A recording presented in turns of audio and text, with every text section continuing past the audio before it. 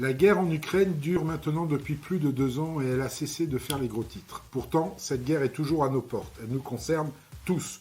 Aujourd'hui, je veux remettre à l'ordre du jour ce sujet crucial et rappeler l'importance de notre solidarité avec les Ukrainiens, l'importance du chemin déjà parcouru par l'Union européenne. Car protéger l'Ukraine, c'est protéger l'Europe.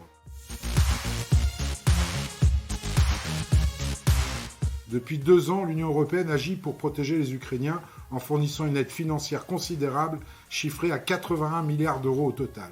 Afin de répondre le plus rapidement possible aux besoins des Ukrainiens, l'Union européenne a mis en place des bourses, prêts et garanties à hauteur de 12,2 milliards d'euros qui financent la construction d'infrastructures critiques. De plus, afin d'agir au plus près des citoyens, les pays membres de l'Union européenne agissent au niveau national avec la mise en œuvre de dispositifs coordonnés d'accueil des réfugiés de 17 milliards d'euros au total. Nous soutenons les civils rescapés de la guerre avec, entre autres, le déploiement de réserves médicales et l'ouverture d'un centre médical en Pologne, dispositif chiffré à 796 millions d'euros.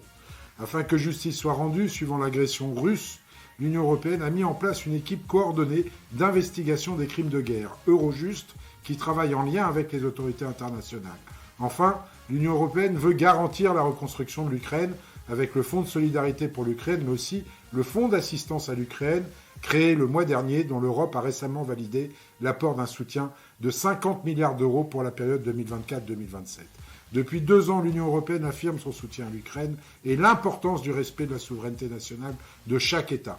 L'agression russe est inacceptable et continue d'être sanctionnée par une Europe forte de sa solidarité.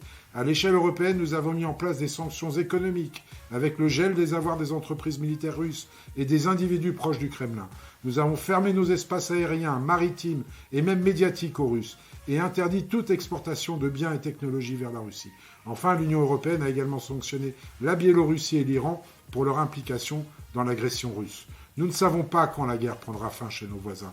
Il est donc crucial que nous restions engagés pour l'Ukraine en soutenant, comme nous l'avons fait ces 2 dernières années, une action européenne forte et solidaire.